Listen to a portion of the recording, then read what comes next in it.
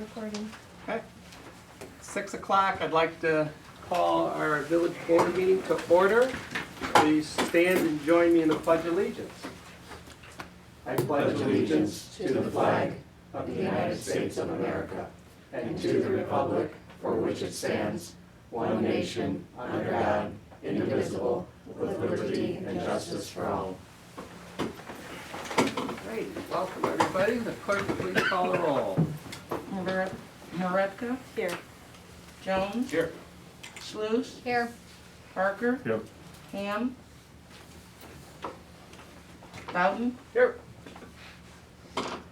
Okay, in your packet were the minutes from a couple of our past regular board meetings. Our clerk passed out a corrected version of the December 28th, 2020 minutes. Are there any other additions or corrections to those?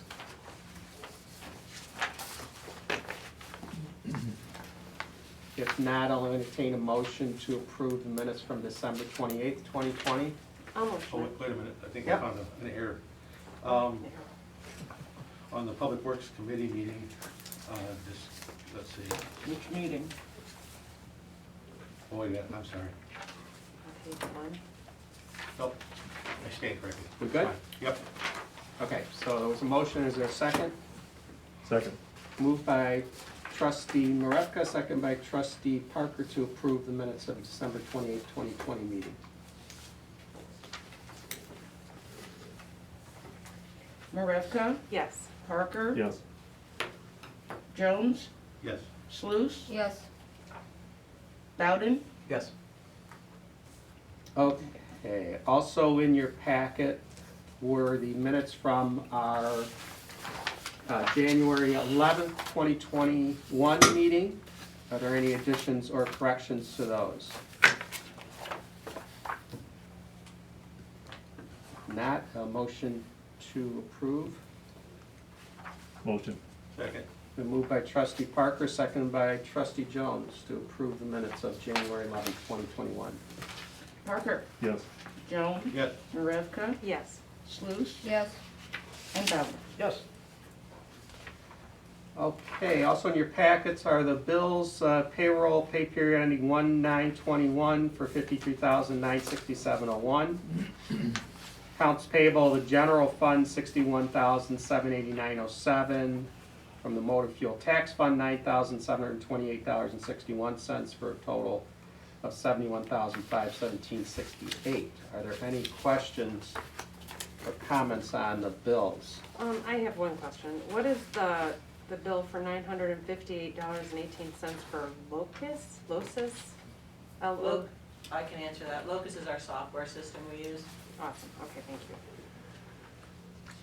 That's And Compass Minerals, is it That's salt? salt, right? Any other questions? If not, I'll entertain a motion to pay the bills. all. I'll motion it. Second. It's been moved by trustee Maravka, seconded by trustee Sluse. Maretka? Yes. Sluse? Yes. Jones? Yes. Parker? Yes. Bowden? Yes. Okay, public comment? Anybody on the line like to speak?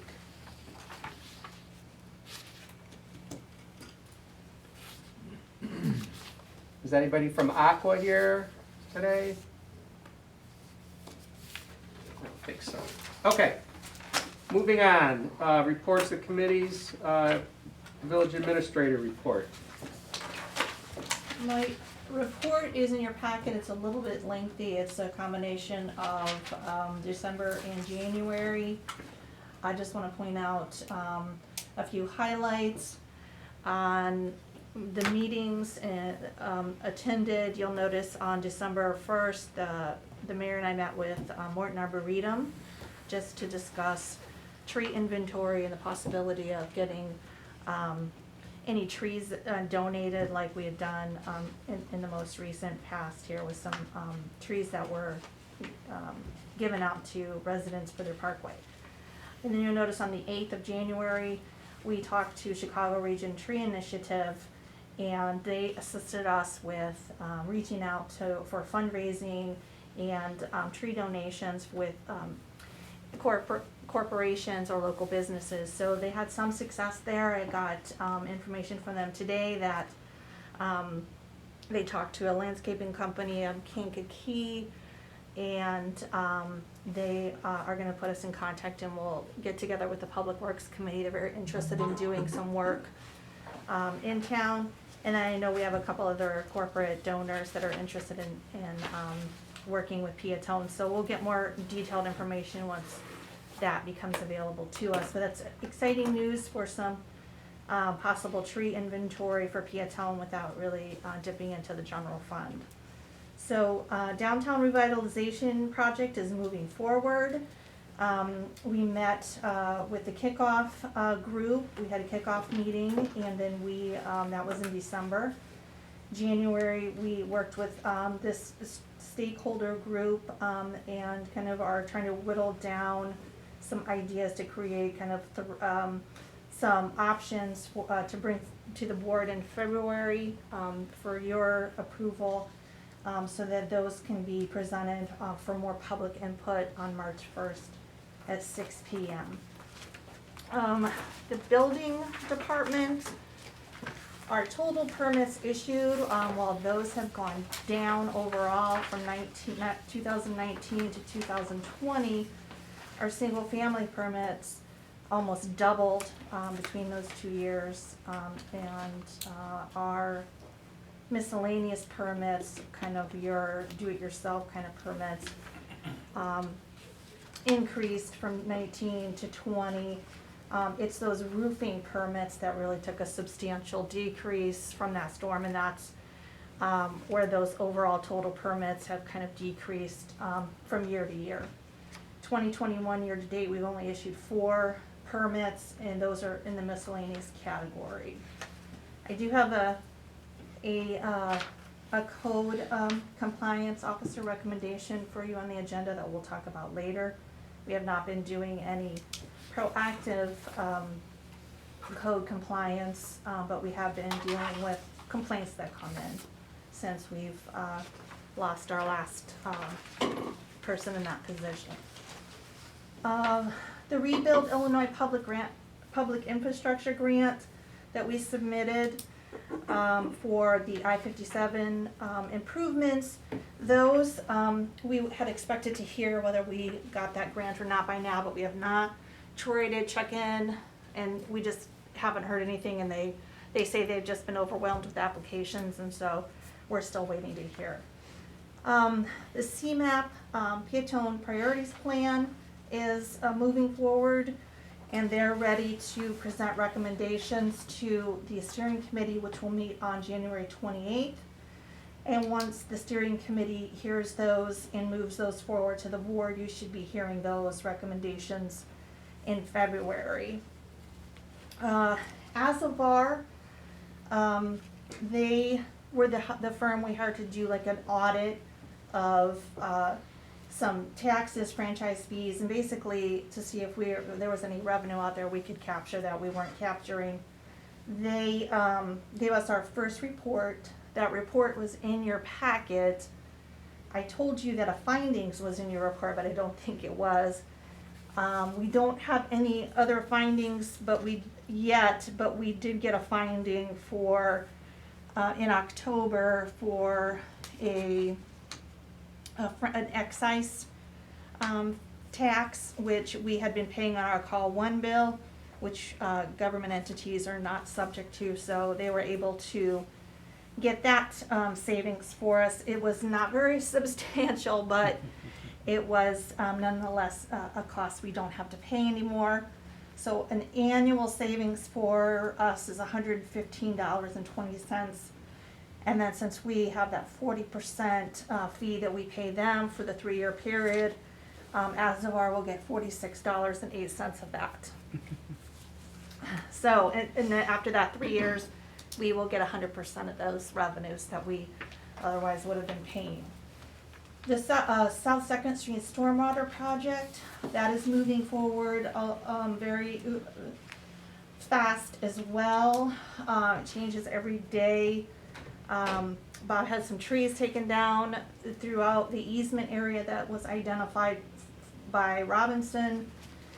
We've had the easement documents completed and one property owner has signed them. We're having a little bit of trouble on the second easement, determining who on paper owns the property. We actually know, but we just getting our ducks in a row with paper. And then once that's done, we can move forward. We did a dependent audit on our insurance, and this was a mandatory audit, and it went very well. And we're completed with it. The report's in my report. We had 11 employees with dependents, and so 24 dependents total. We had 100% participation in the program, and we had 23 dependents verified, one no longer eligible. So next steps will just be to continually have a plan to make sure that our dependent pool is clean and collect data at higher for dependent eligibility. So I think that's all I had for you, and that's quite enough, I think. Any questions for the administrator? I just want, as you can see with their list of meetings and stuff, I mean, our administrator is quite active, and you know, I really appreciate all the work she does to get our name out there, and you know, talking to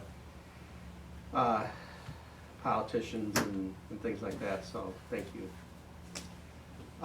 So next is our police chief report.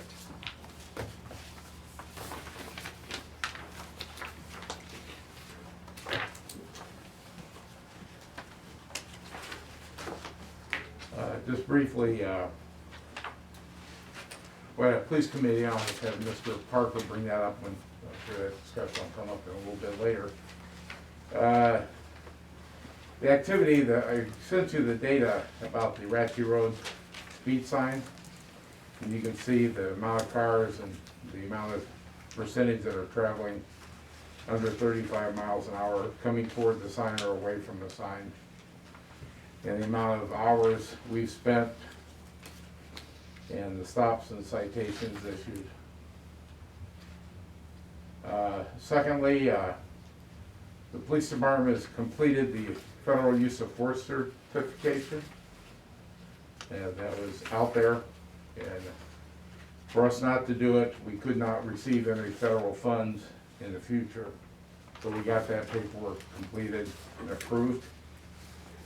And I included with you the December stats, and I'm working on the final year report, but I did not have it ready for this meeting. That's all I have. Any other questions for the chief? Thank you for the report, chief. Treasurer's report. Go ahead.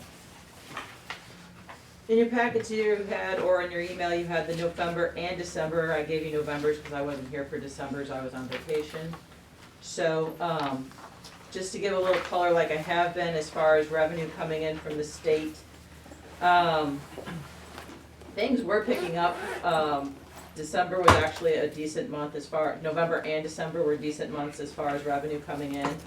I've seen the January numbers, they're not, you know, final yet, but they tweaked back down, so that was a little discouraging to see. Part of it, you know, is the gaming. Once gaming machines kicked back on for that brief period of time, we were right back at normal levels, but that was cut in half, you know, when everything shut down again, and then I'm sure for the next 2 months we won't see any gaming revenue from there. You know, we've received all of our real estate tax money. That's typically between May and December.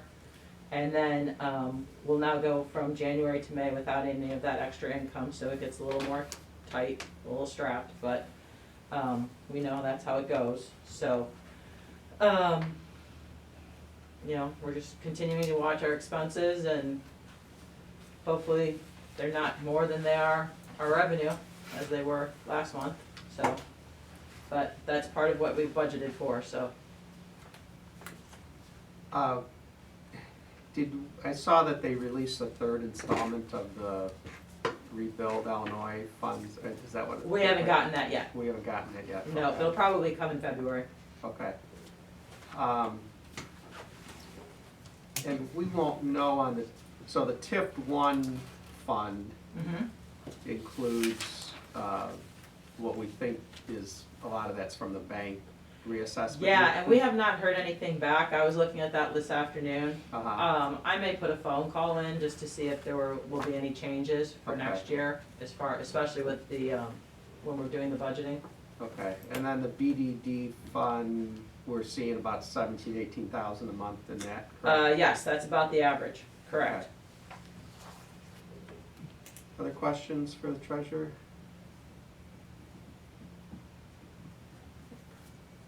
Okay, thank you. Public Works report. Few things.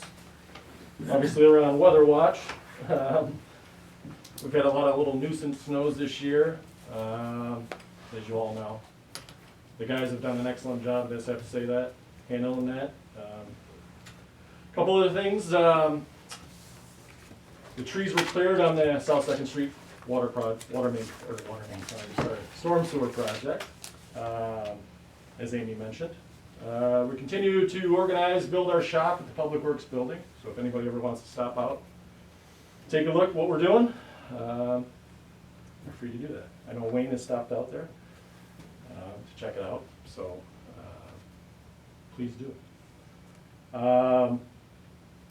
I've met with Robinson on numerous occasions in the past few weeks on the Corning Avenue project.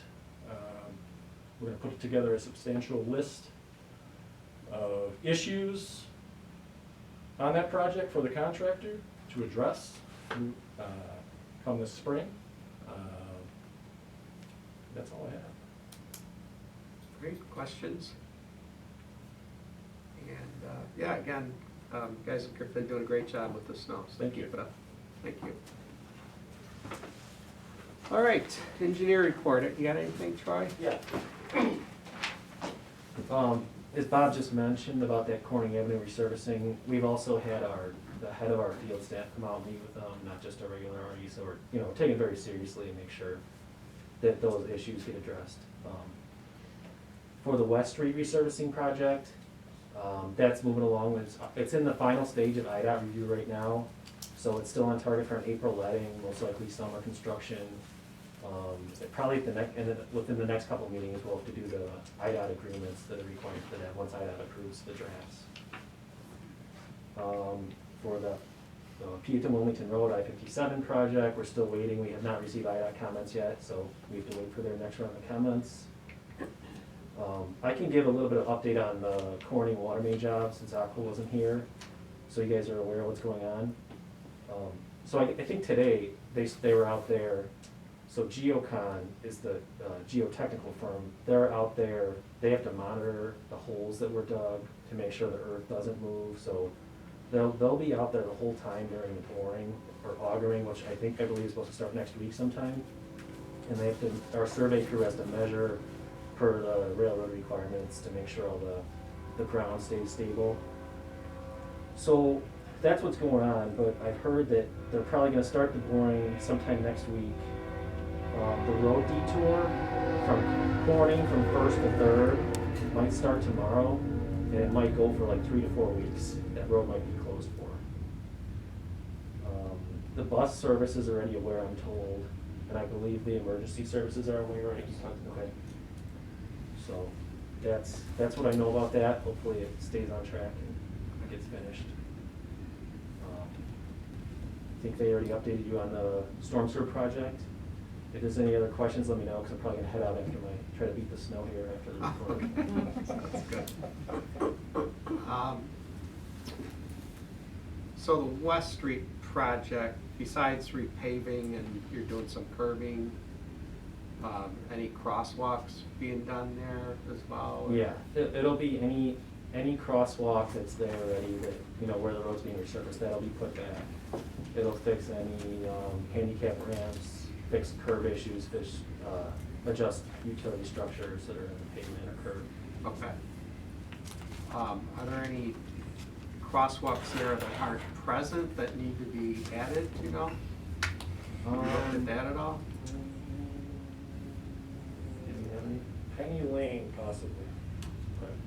We can look into that. Technically, the type of project is only supposed to be replacement, but usually we can make some work. So we can identify those once we get into construction. Yeah. Okay. When are we hoping construction will start? For West Street, with an IDA April letting, it usually takes at least 2 months before they get everything where they can start. So hopefully in June. It might also depend on the contractor's schedule, whoever the contractor is. So I'm just kind of assuming summer. There's not gonna be a railroad project to hold it up, so. How long should it take? I believe the working days on it was around 45, but that is actual working days with good weather and weekdays, so it'll be 2 to 3 months. Be nice to have it done before school starts. That Yeah. stretch of road is extremely busy. I'm sure the main portion of it, maybe it'll just be, striping or landscaping, but hopefully the main bulk of the job is done before then. All right, any other questions? All right, thanks, Troy. Oh, one more thing, so Yeah. I know you mentioned the Rebuild Illinois bond funds. Yeah. Yeah, they said that third installment's gonna come soon. Yeah, And I think I let Amy know that they want the towns to kind of identify what they're gonna use them for. okay, And over the next 2 or 3 weeks, I just want you to submit an online form. It's Okay. not binding, but just so they know that you're thinking about what you're gonna use it for. I mean, I think we had talked about, using that money for the south side of West Street, to rebuild it, because that's gonna be kind of a bigger project. Oh, if you're gonna go forward with that, okay. Yeah, Yeah, because I think it has to be used by, it doesn't have to be used right away I gotta look what they wrote, maybe 2025. okay, So you could wait until you get it all and use it for that. yes, that's kind of what we were hoping for. Okay. How much money are we talking there? Well, we're getting 270,000, right, Oh, Marcy? yeah. Total. And, yeah, I don't know, as far as that south side of West Street, I mean, is that, do you have any idea? It's gonna be a lot more than that. Well, no, I understand, Okay. but I mean, if we get a grant, we wanna get the grant. If you get a federal 80/20 Yeah. grant, that should help you with a big chunk of your 20%, so that's good. Yeah, Yeah. okay. Do we have a projected cost on the second phase of West Street? I may have worked something up a while back, but I don't know it off the top of my head right now. The ballpark that I could look that back up.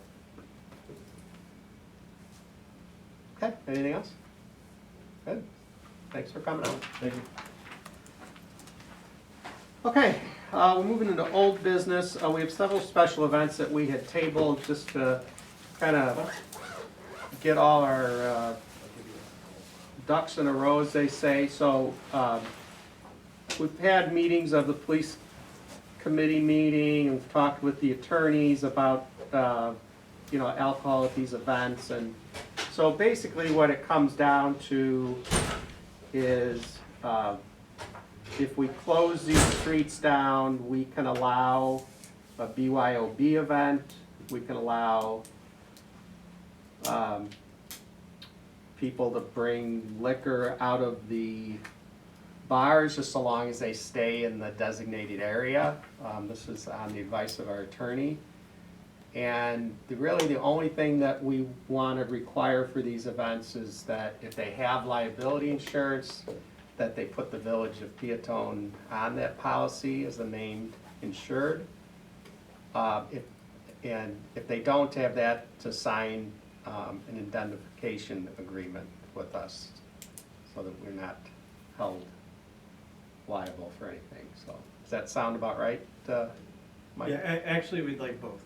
Both? Yep. Okay. The organizations or the bars? Organizations. So I propose that we approve all these special events with a condition that we would like to be named on their liability policy, and that we have an indemnification agreement signed before the event. Does that sound right? Yeah, I understood in talking with Amy that they, at some point prior to the event, we're gonna, traditionally, they've gotten like a one-day liquor license for these events. And, you know, I would like to see that, even though you don't have a real BYOB designation, but I think it's important to give that approval officially, so in case the state's asking or anything else. Sorry, go ahead, keep going. And I just wanted to explain, in terms of the adjacent bars, I mean, if people are leaving there with a plastic cup or whatever and going into a BYOB area, they're essentially, you know, going from one authorized area to another. So that's where this whole idea of that would be okay in this circumstance, as long as they're staying within this kind of closed off licensed area. That's kind of my question. Would the bars have to get like a special license for the day also? I don't think so. Or should they, or no? Nope. Okay. That's my question, sorry. Okay. That sounds good. The only thing we want to add in about the plastic cups in the designated areas, no glass. So just so I understand you correctly, you said, I mean, these groups don't typically get a one-day liquor license, Okay, well. because they're not serving. Yeah, no, beer. and I understand, and one thing we might do going forward is create like a BYOB license. And the only reason we brought it up is because I understood they had done that in the past. They have. Donna pulled one of their permits for the special event, and it had one in there. Oh, okay. But I do think, you know, you as liquor commissioner and with the board authorization, you know, we can, because it's BYOB and you don't, and they're not serving, we could waive that so long as they're giving these indemnifications and the insurance, so. Okay. I'm okay with that. All right, yeah, I would like, I know we're kind of in the process of redoing some of our liquor Yep. codes, so I would like you to have something in there about a BYOB event. Okay? All right, so with all that background, let's start with Tractors for a Cure, August 7th. They would like a street closure of the downtown area, and they're also requesting an amplifier permit for that day. So are there any questions on that one at all? I'll entertain a motion to approve both the event and amplifier permit. I'll motion it. Second. Been moved by trustee Marevka, second by trustee Sluse. And the street closures. And the street closure vote. Marevka, Yes. Sluse. Yes. Jones, Yes. Parker, Yes. Bowden. Yes. And that was conditional on getting the liability and indemnification agreement, correct? Shelley, is that was your motion? Yes. Okay. Whatever you just said. Okay. Okay, next, we have a request for an event for the Peatone Car Club Cruisin' on May 23rd. Downtown area street closure and an amplifier permit. Any questions on that at all? Are you doing all three together? Can we? Yep. Okay, so May 23rd, July 31st, and September 12th. So street closures and amplifier permits for those 3 days. Motion. Is there a second? Second, Is that what the condition? Same condition. with the Okay. conditions. Okay, so it's moved by trustee Jones, second by trustee Sluse to approve all three events, all three amplifier permits, on condition that we receive the liability insurance and an indemnification.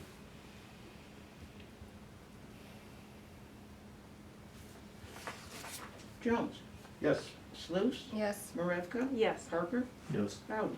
Yes. Okay, next item, new business fence variance application for Tina Forlacker, 532 Meadow Lane. privacy fence on the corner lot encroaching 15 feet into the required 30-foot side setback.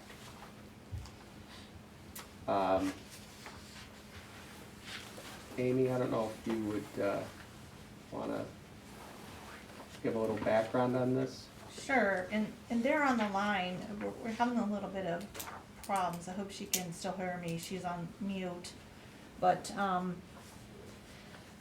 they submitted a permit for a fence, they're on a corner lot at 532 Meadow, so Meadow and Bonnie is the corner. And, they submitted an application for a fence back in October. And it was initially approved in error, so we re-reviewed it, and they're gonna need a variance for the front, what's called the front yards. When you have two side yards like that, or when you're in a corner lot, you basically have two front yards. There's a 30-foot building setback line in the front yard, so the one facing Bonnie. And their variance, so they're asking for a 15-foot variance. So the fence would come in 15 feet off the lot line. So I'm gonna put up a visual for you.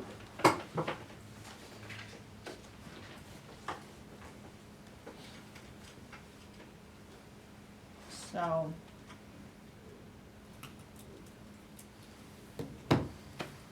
the red line is would be the fence line and the variance for the setback.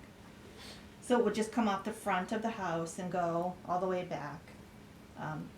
There's no, and then they put the fence to the back to connect to the existing fence, which is chain link. And then, and if you're looking at the plat, that's probably the best visual to go with this. But we also reviewed, there's a visual triangle because that's an intersection. So we reviewed the visual triangle, Troy helped me with the measurements, and they would not encroach on that visual triangle for vehicles, pedestrians, and the line of sight for traffic. So there would be a fence then up here, but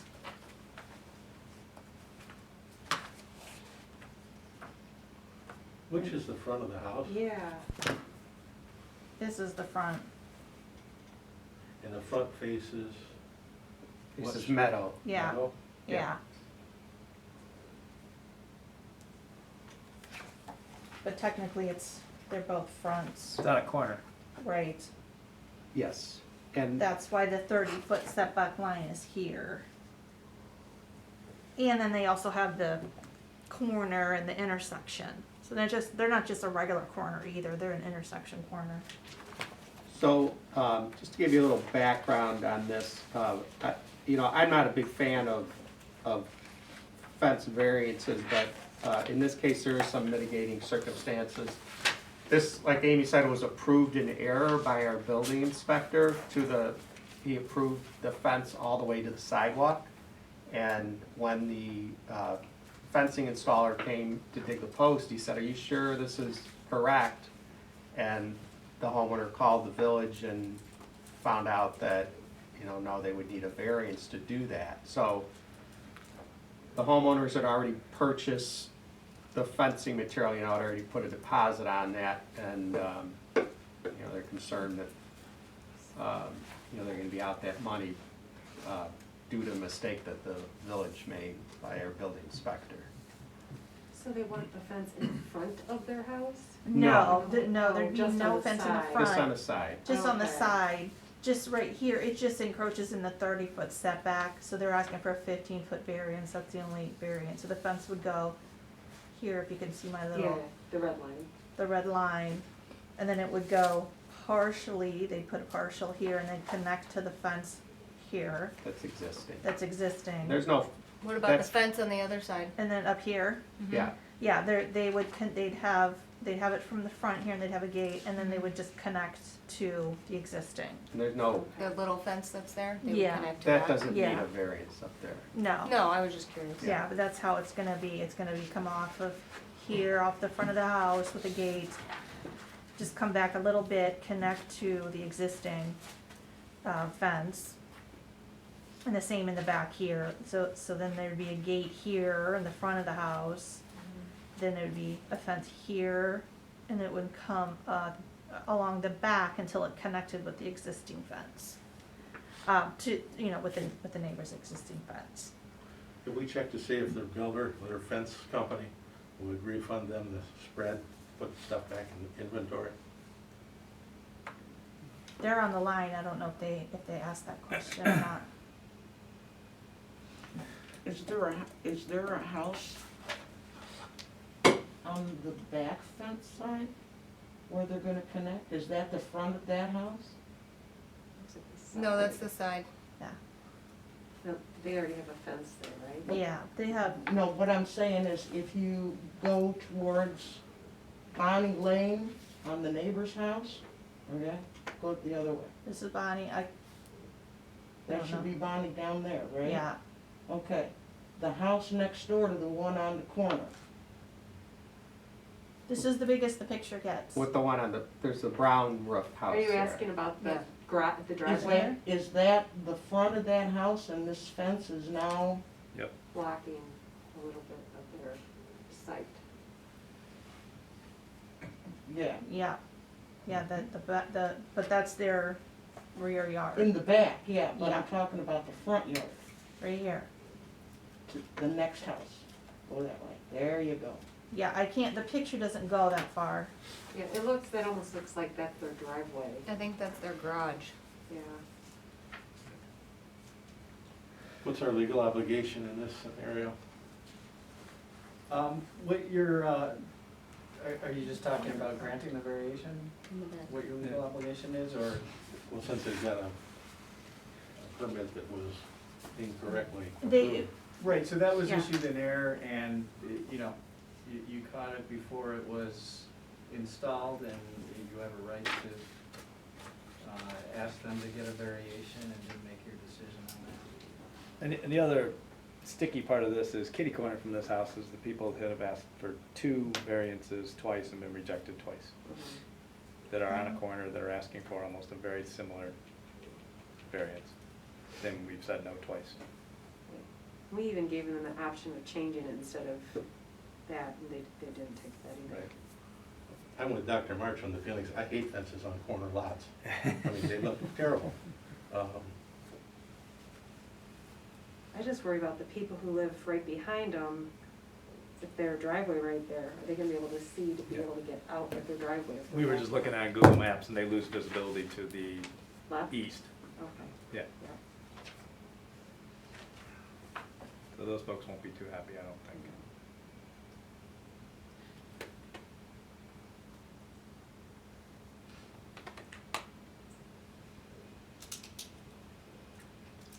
When they want a variance, don't they have to prove some type of hardship as opposed to this is just what I want, even though your ordinance doesn't call for it? Can I answer that? Please. That's absolutely true when we're talking about zoning variations. Your fence regulations are outside of your zoning code. And so there's no hardship requirement set forth in this particular provision. They just have to provide their reasoning to you and you guys decide whether it's good public policy or not. And their reasoning is the cost of the fence that they wouldn't use? And I mean, they're on the line. I don't want to answer for them. Are they muted? No, it doesn't show they're muted. Can you, Jason and Tina, can you hear us? I heard talking. They're Is it trying to real? talk. Can you type your comments? Every audio is back but low volume. Yeah, that was a while ago.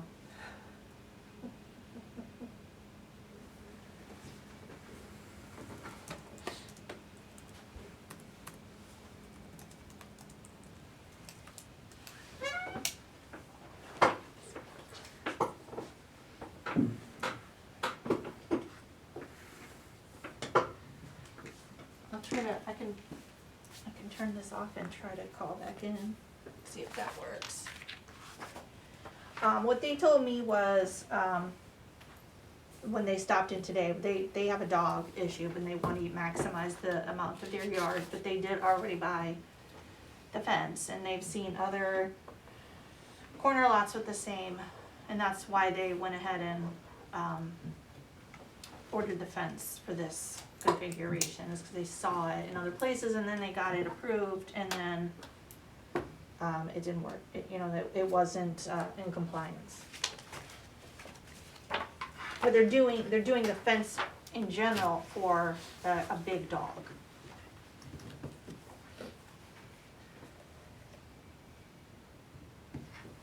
I hope I don't really mess it up worse doing this. I don't think we can let a big dog dictate our policy.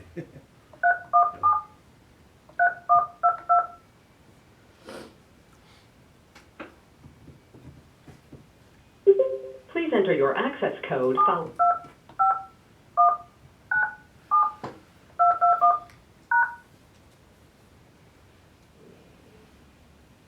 To enable audio control.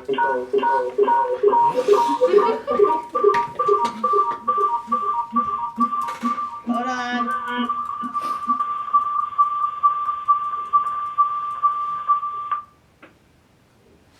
Tina, can you hear me? Jason? We can hear you. Can you hear us? We can hear you. Yeah, I can hear. Oh, other Jason Roselle. Hold on. Okay, did you hear our conversation, Porlockers, about the issues with the fence and the hardship issue? It was all we could hear was Amy's comments, but we couldn't really hear any questions or anything from anyone else. Okay, well, Mike, do you want to repeat your question loudly? I can't remember it. What did I? Why do they want this fence? Oh, yeah, what's the reasoning behind the variance? What's the reasoning for your variance? Well, the way the house is situated, the majority of the yard is on the side, and that's the only real way to provide an area for the dog to be out safely, where you don't have to walk them around the block all the time, which just isn't feasible. If you get on the Piatone website at all, if you notice, most of the time people are complaining about people's dogs who get loose, and that's something we want to try to avoid. Do you not have a backyard? The backyard is similar to a bowling alley. It's not very deep because of the way the house is situated. The room is all on the sides. Did you hear the comments about blocking the line of vision for the driveway to the of the house to the east? To the west. To the west? Well, that would only come out about 15 feet. They would actually essentially come out to about where that tree is. So from the tree all the way to the street, they'd still be able to see, which is more than a car length.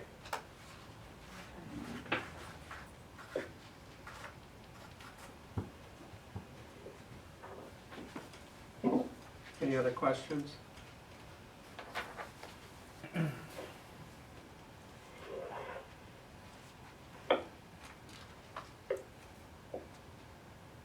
Okay. If there's no other questions, we need to take action on this. Is there a motion?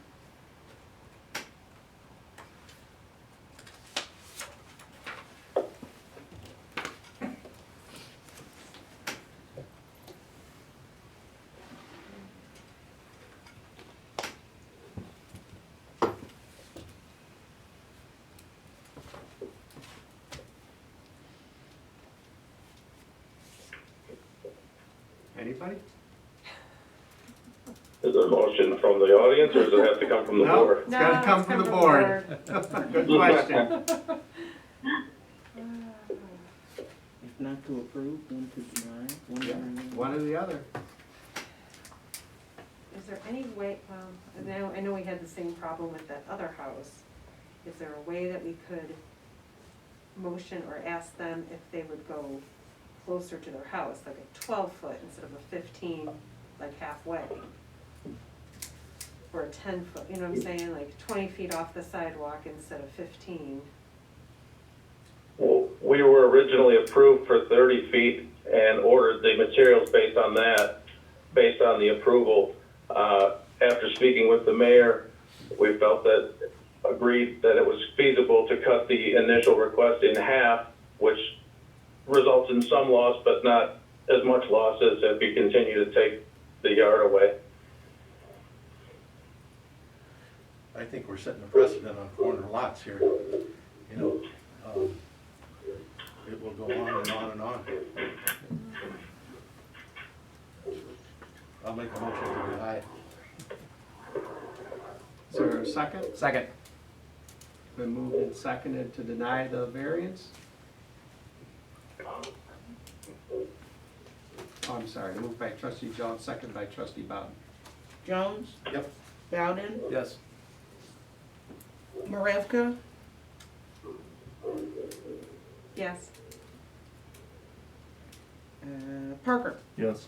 and Sluse. Yes. Okay, variance has been denied.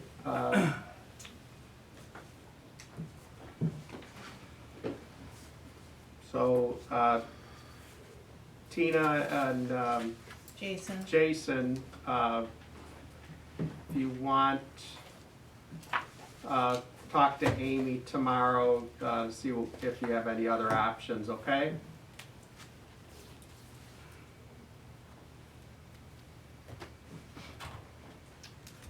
All right, item B, discussion of managed IT services proposals from Duratech and GTSAC. So, this kind of stems from, we had a kind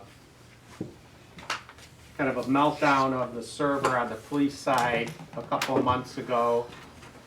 And we had approved, I believe, up to $8,000 to replace that server. In looking at our needs of the village,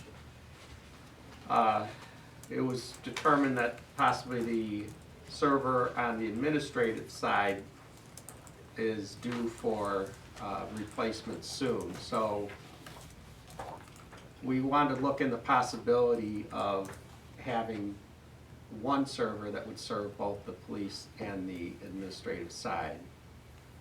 So we got quotes to do that. Well, kind of back up. We have one IT provider on the administrative side, one IT provider on the police side, and we'd kind of like to just get it down to one server for the whole village. It's not like we're a big corporation or anything. So we asked both firms to submit proposals to, install a server that would serve both sides. And then we also looked into having managed services, which means for a monthly fee, they would make sure all our data was safe and that we were following all the right rules and such. So I know those proposals are a little difficult to read, but to me what sticks out is they're both of them quoted about $2,500 for the monthly management services, so that's a monthly fee. And then their quotes for the server and installation of that server are also in there too. So I put this as a discussion item because I'm not real sure what we're even talking about, to be honest with you. I don't know what we're getting for $2,500 a month, so I was hoping one of you guys were more knowledgeable.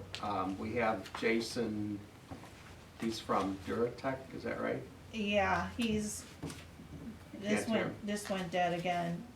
We lost our signal or something on it. We're just going in and out, so he can't hear, or we can't hear him, and he can't hear us.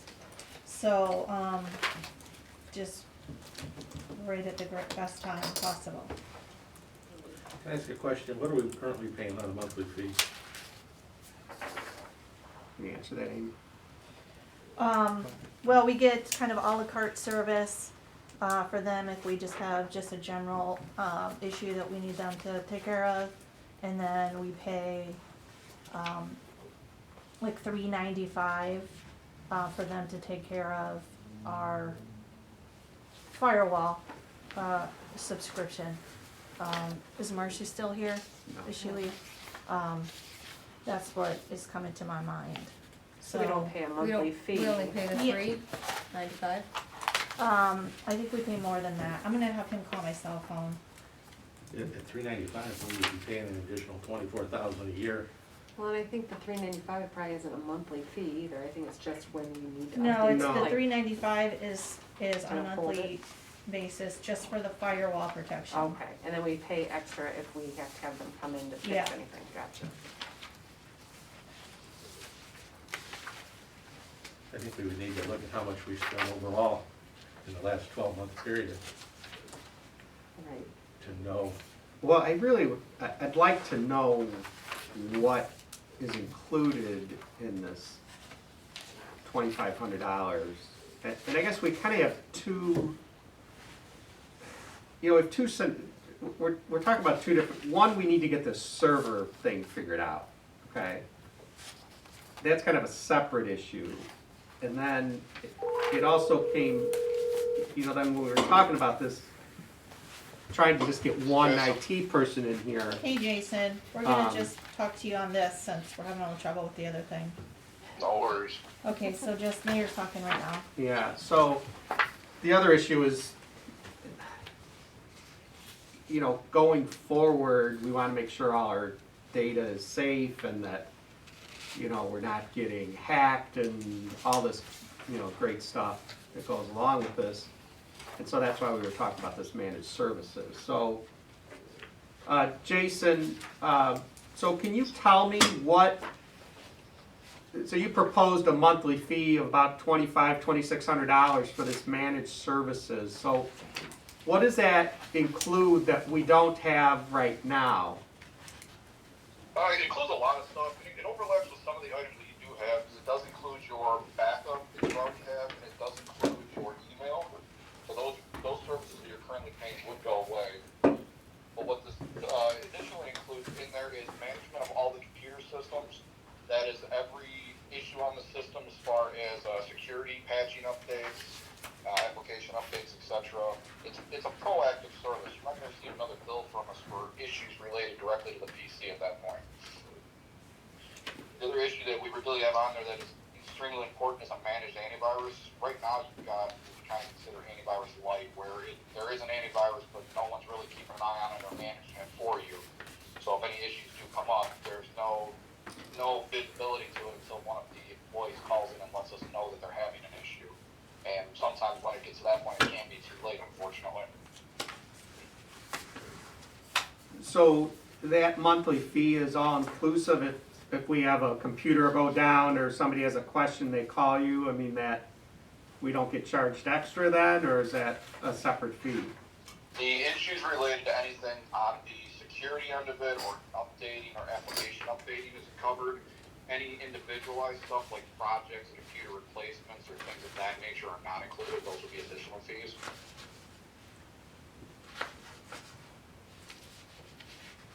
Any other questions? Yeah, so, Jason, my name's Pat Bowden, I'm one of the village trustees. We think we're currently paying about $400 a month, and your quote is for about $2,500, so can you walk us through the additional $2,100 and what we're getting for that? Currently we have about 22 layers of security. You guys currently have about 4 of them. You've got a firewall on the building, you've got a firewall on the computer, and you've got a couple layers of antivirus between your email and your computer itself. We've got a lot more layers than that. One of the bigger ones is the DNS filtering, which makes sure that if anybody inadvertently clicks on something, they don't end up on Russian websites and get crypto lockered. Or we've got on there our endpoint detection and response, which is a big one that detects for fileless malware, and that's one of the biggest entry points right now for viruses. The other part of that too is we're keeping you guys HIPAA compliant, PCI compliant, as well as going by all the NIST standards. And currently, none of that is really being done on the network because we're not actively monitoring it. And we're also not doing any proactive work on the server or workstations. And currently, just one other piece, we're only doing just basically the 4, 5, 6 computers that are in the Village Hall side. This proposal was to do the PCs on both sides of the building. So that would be the village and the PD computers. Okay. Are you doing off-site storage for us included in this proposal? Yes, that's included in the one you already have. You have on-site and off-site storage in the current data secure that we have. This would extend data secure to both server instances. We would do one physical server and 2 instances, one for the PD and one for the Village Hall. Okay. How big is our data, and how much are you storing for us? I don't have those figures in front of me. Our price includes 2 terabytes of offsite storage. Ballpark, you guys are probably about 25% of that, and that's our standard proposal. That's our minimum to purchase, 2 terabytes. Okay. Thank you. No problem. Thank you.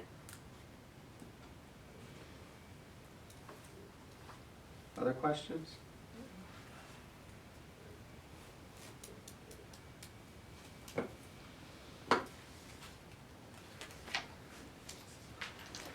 Dr. March? Yeah, go ahead. I noticed on the quotes from the 2 vendors, there are 2 different servers, same manufacturer, just 2 different models. And I don't know the difference between them. I apologize. I could barely make out what you were saying, sir. Hang on one second. So you just don't know what the difference is? There's 2 different servers that were proposed. I don't know if Yeah. you've seen the other one. Probably not. Probably not. So they're 2 HP servers. Yeah. They're, the difference in the quotations is they're not the same. Right. Okay. Well, we can look into that. Yeah. Make sure we're comparing. Yes, The we need same. to make sure we're comparing the same apples. Yeah. I make a motion that we table this until we can get some more quotes and better digest what we're getting for the additional $2,100. Is there a second? I second. Okay, so moved by trustee Bowden and seconded by trustee Marevka, the table. Thank you, Jason. All right, Jason, thanks a lot. Yeah, thank you, Jason. Thank you. All right, bye. Bowden, Yes. Marevka, Yes. Jones, Yes. Sluse, Yes. Parker. Yes. Okay. Item C, recommendation to hire part-time code compliance officer Joseph Gonzalez. I would like to move this item down after our executive session. Is that okay, Michael, to do that? Absolutely. Okay. Does anybody have a problem with that? Nope. Okay. Item D is discussion of Village Hall, boardroom, and administrative officers' new flooring estimates. So Amy's been getting estimates for new flooring, this carpeting.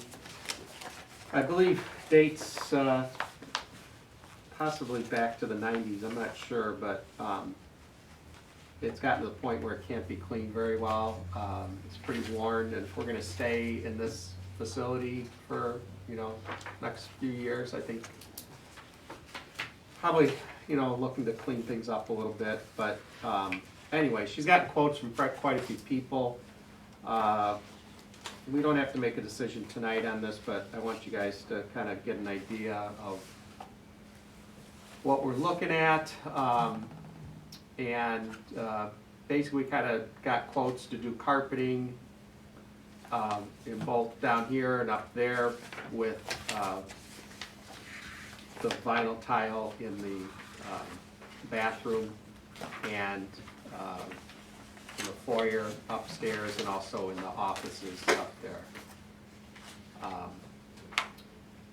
The money for this come out of, we do have some money in the capital improvement fund, so there is some money to do that, but, so, anyway, let's throw it open for discussion.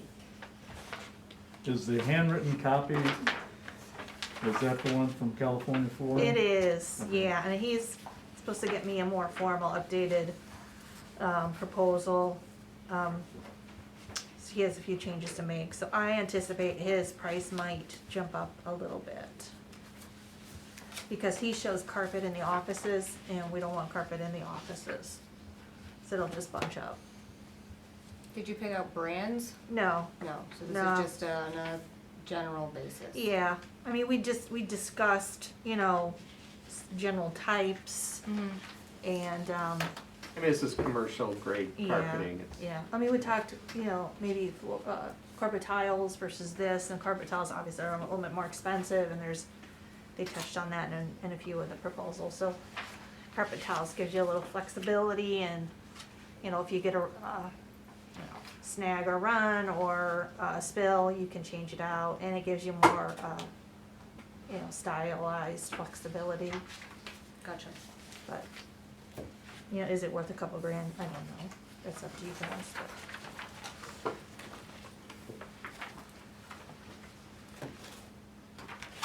I think we should see the specs on the carpeting. It's very unusual to have that wide of a disparity, on it's like a 40 and 50% spread. And a lot of times labor rates for install and tear out are pretty much the same, so there's something somewhere. And they all- California Flooring's in Mantino, it's a small family-owned business. California?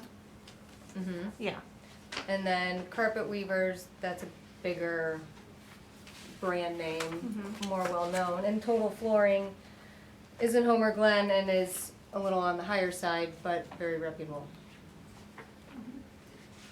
and they all came here and walked it with me, talked it with me, and measured, and So when it says up top level, that's, it's that It's up level is there. what we're talking about, okay, we're not talking about upstairs. All right, because I don't know. I'd like them to provide some samples. there's all samples back there. Over here, okay. Yeah. And then and I don't know a lot about carpeting, but I know that you usually get what you pay for. The Yeah. composition, how much of it is Mhm. nylon or whatever, and the durability factor. Right. But I would guess that Well, this they're, with the like spread. the brands are all different between California and Total Flooring. They don't have, I think there's only 2 brands that are similar. In California, I've not heard of a lot of those. Well, in California, he buys, like big rolls that are like, maybe discontinued or something, and he has them in bulk. And so that's one reason he can kind of go low. And then it's just that, it limits your choice, but he can call the factory and go, cut me this, I need this much, cut it for me, and that's what you get. You just don't have a lot of choice, but it's In higher color. quality, but it's maybe a big, huge office building in Chicago has like leftover that they don't use anymore, but it's enough to do like this room. So, A remnant? he showed me a square of that, and Are the tiles peeling up, or do they have holes in them in the front? Because I know the carpeting just looks like it needs to be stretched right now. It's not horrible. There's not a whole bunch of like holes or tears or snags. I think, this is just my opinion. I know we're not really discussing it too much right now, but I think until we get more money coming in, I don't think this is a major to-do right now on our list. I don't think it should be.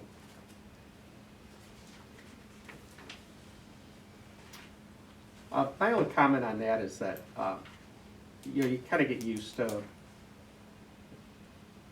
kind of it looking kind of dingy, and we don't really see it because we see it every day, but Amy and I went to the Will County office building to visit with the county exec there, and I was like, man, this is so depressing. The carpet is, brown and the walls are brown and the ceiling was, and then Amy said, well, that's what our place looks like. I'm like, yeah, you're exactly right. So, you just get used to it, but anyway, I know it's a lot of money, but. I know the front needs to be redone, like the countertop needs to be redone or just reconfigured or something, but I don't know. I know we have money right now in the general fund, but can we wait to get more, or I don't know how that part of it works? Yeah, Because then maybe we can do it all at one time. Yeah, so it's in the capital improvement fund, it's not really in the general fund that we would be taking this money out of, but, yeah. Anybody else have thoughts? I would like these to come in and give us a direct comparison and why theirs is as good or better or in between. Because I think there's something there. I mean, do you guys have the stomach to move forward with this, or you just want to leave it go for another year? I think maybe we could reduce the amount of people who are quoting, maybe to 2 companies instead of the 4 that we have, and then seriously talk to them about what we need and what we want. Okay. So what I'm hearing is maybe you want to get more detailed specs and see exactly what they're quoting. Mhm. I've dealt with Total Flooring on quite a few occasions, and I've always been very happy with the quality of the end result and any follow-up. Trustee Bowden or Sluse, do you have any comments? I mean, I'm all for it. I'd like to know the brand and the kind of carpet or luxury vinyl tile that you're getting before you make any decisions, Okay. so you know the quality of it. Okay. Trustee Bowden? I'm agnostic, I don't have a strong feeling anyway. Okay. All right, so we will direct the administrator to keep working on that and maybe get some more detailed quotes, make sure California Floor is quoting the same as everybody else as far as, vinyl tile and all that good stuff, and then maybe get some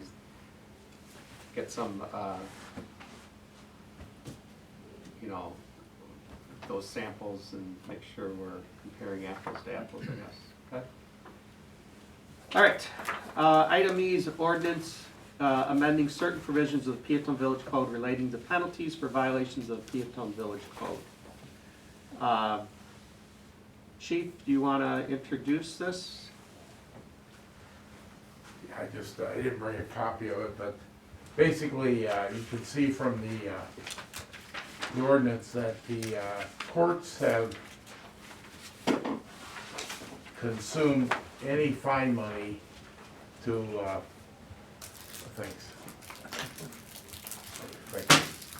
they consumed any fine money to $256 in court fees. Now, unless we adopt this, if we have a fine going to the courts, we're not getting anything near our time to process this. With them taking 256 off the top, the judges have, as we've talked before, have been more reluctant to keep the fine under the $300 limit. Of course, they're getting $256 of it for the court. So we're proposing that we tell the judge, whatever fine comes from Peatone, we want at least $100 on top of the court fees, because we're being cheated, and they keep raising those court fees every time we turn around. So from what I understand, talking to the chief and all that, is that right now somebody gets a ticket and they go to the court and the court finds them guilty. The court fees are automatically $256, and if our fine is, goes on top of that, but the judge doesn't want to fine the person more than $300. So that's like the top fine that they have. And so they reduce our portion to $44 and they keep the $256. Does that sound about right? That's pretty good summation. So if we have this ordinance in place, then we can say to the judge, look, this is our ordinance, and then they can't. Or They can't. This is the same what Crete does because of this fine and court costs. Now, this doesn't apply to anyone that does not go to court. Only when they appear in court and want to fight the ticket and found guilty. That's when it applies. So if you pull somebody over and they just pay it, they don't get the $256? No, Okay. there's whatever $140, $150, whatever the ticket minimum is. What percentage of our cases that go to court do we win? That data I don't have. I see a printout every month when the fees come in for the clerk on fines paid, and you can see what we get out of it. The ones going to court is usually between the $30 and $20 range at most. Unless it's a DUI or DUIs, they ding them pretty hard. But that's a mandate. That's the fee they have to pay us for handling the mess. But when we go to court, do we usually, do they end up losing and having to pay? Well, most of the time, they rule in favor of the officer unless there's something that falls out of place. But, these county court fees, they are not gonna keep going down. They just raise every year, and the county, you pay for security for somebody to stand there at the metal detector. That's a big one, and it just, right now, we're treading very little water. We can't tread much more to keep operational, because it becomes very restrictive sending officers to court. We're not gonna make money, but we're losing a lot of money. Does Crete do $100? They do, they've adopted this ordinance, and the judges hate it because they have to abide by what we do, and as this is approved, we wanna get a copy from Donna when we can, and so that local attorney can present it to the judge, and then they have to abide by it. So Crete does $100? Yes. Mike, do you got any insight on this? Yeah, I mean, I would just add, like the chief was saying, it wasn't that many years ago, 15 years ago, fees were $35, $55, and the municipalities would get, $100 fines routinely with the court costs added on, but the General Assembly and the county just see every opportunity to add, and $5 for this, $5 for that, and now it's gotten to these ridiculous amounts. And it's unfortunate for the municipalities, because they don't get anything. It's tough. So if Crete is doing this and having some success, I think it sounds generally like a good approach. The only caveat being that, maybe a judge is more inclined to let somebody off if they feel like they don't want to impose a total of, 350. But if somebody's guilty, they're not going to do that. So hopefully. But I mean, every time there's a court case, you have to send an officer to Joliet and then come back, right? Most of the time, it's the outlying courts. Okay. We don't see that in the criminal, because if they go to Joliet, they really stepped on the landmine. Okay. This is just a local court for building code violations, parking regulations, general traffic. That goes to a Frankfurt court with a bunch of us. Any other questions from the trustees? Okay, entertain a motion to approve. Motion to approve. Second. Been moved by trustee Jones, second by trustee Sluse to approve ordinance 20-21 to amend certain provisions of the Peatone Village Code relating to penalties for violations to the village code. Jones. Yes. Sluse. Yes. Maravka? Yes. Parker? Yes. Coven? Yes. All right, next item is ordinance amending section 72.01 to chapter 72 parking regulations of title 7 of the Code of Peatone regarding parking regulations. So last meeting we approved no parking on Wilson Street on the north side from First to Railroad Street, and this is just the ordinance making that all legal, and this will be ordinance 20-22. I will. Motion, yes. Second. Been moved by trustee Maravka, seconded by trustee Sluse to approve ordinance 20-22. Maravka? Yes. Sluse? Yes. Jones? Yep. Parker? Yes. Coven? Yes. All right, next our executive session. I need a motion to go into executive session to discuss personnel and to review executive session minutes for possible release. I will motion it. Second. Moved by trustee Maravka, second by trustee Sluse. Maravka? Yes. Sluse? Yes. Jones? Yes. Parker? Yes. Bowden? Yes. Okay.